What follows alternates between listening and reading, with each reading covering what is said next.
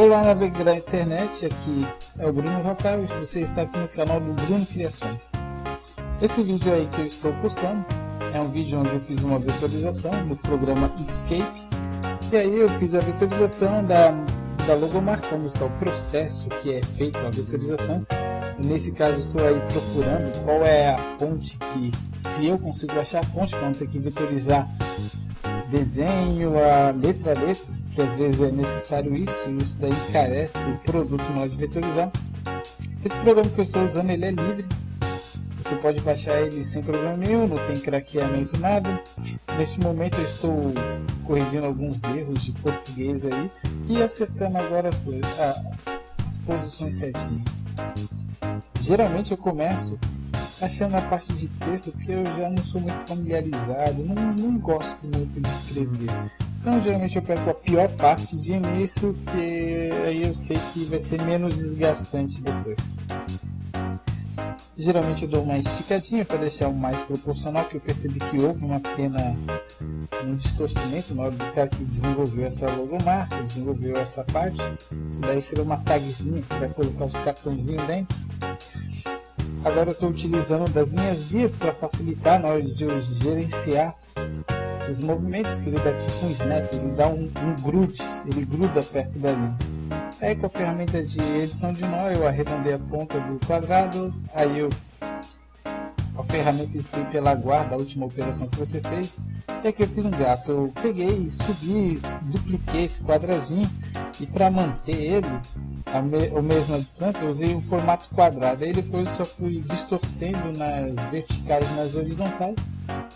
Aqui eu estou soldando, dando uma união de todos os elementos. Eu acabei esquecendo no processo. E aí eu vim aqui e acabei recortando os blind paths.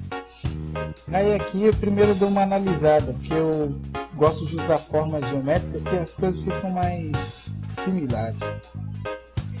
Achei uma fórmula geométrica que parecesse.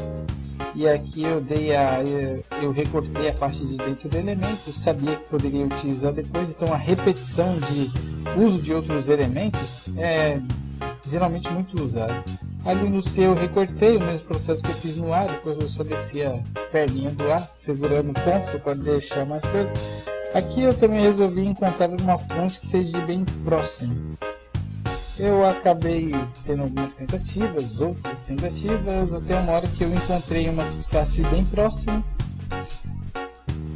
E aí, depois disso daí é só redimensionar e para basicamente colocar no lugar. Tem softwares que conseguem identificar qual fonte foi utilizada. Na pior das hipóteses, você tem que fazer assim, tentativa e erro até conseguir encontrar outros. Gosto do Inkscape pela sua facilidade de utilizar.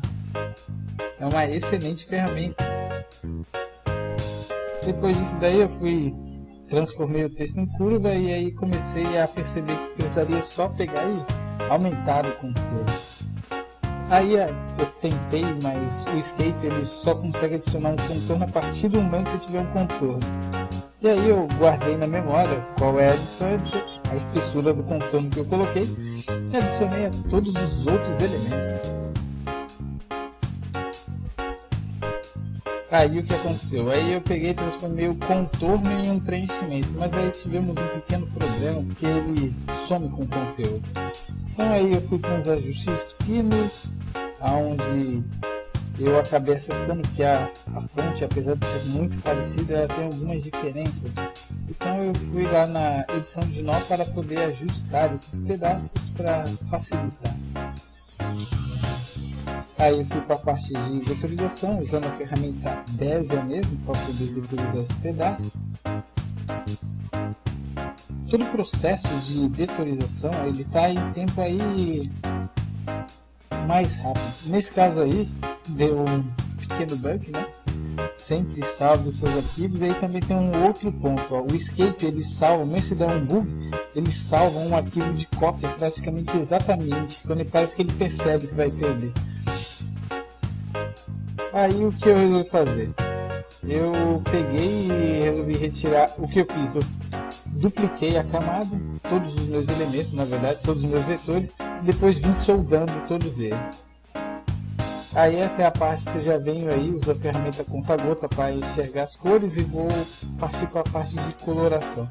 Aí eu tive um pouco de dificuldade, eu tive que duplicar, puxar para o lado, até que eu achei uma forma mais simples, que seria pintar toda a parte do vetor em apenas uma cor. Eu acabei fazendo muitos testes para ver se tinha, porque em outros softwares que eu também utilizo tem uma ferramenta que separa dois vetores. E aí eu continuei o processo. Aí depois disso eu dupliquei, peguei a minha edição de nó e deletei a outra parte que eu não consegui deletar. Aí eu pintei, dupliquei esse elemento e usei ele para recortar o amarelo. E aí fui ordenando ele, jogando para trás esses dois elementos que eu fiz. Também usei de novo as minhas guias para poder fazer o retângulo. E aí depois criei um quadradinho aí para poder somente cortar esse canto. Então foi um macetinho que eu fiz. Coloquei a bolinha, não sei se vai dar para ver, mas veio a ferramenta de alinhar somente selecionados. Aí também recortei, criei as minhas ferramentas de retângulo para colocar as cores.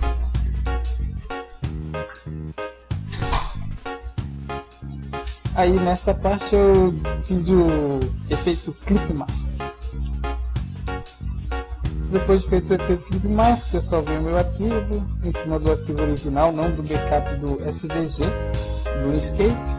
Retirei as minhas guias, é só você clicar nelas e arrastar elas novamente para o canto que elas somem. Agrupei o elemento, centralizei na página e aí é só salvar, geralmente salvo na versão SVG em uma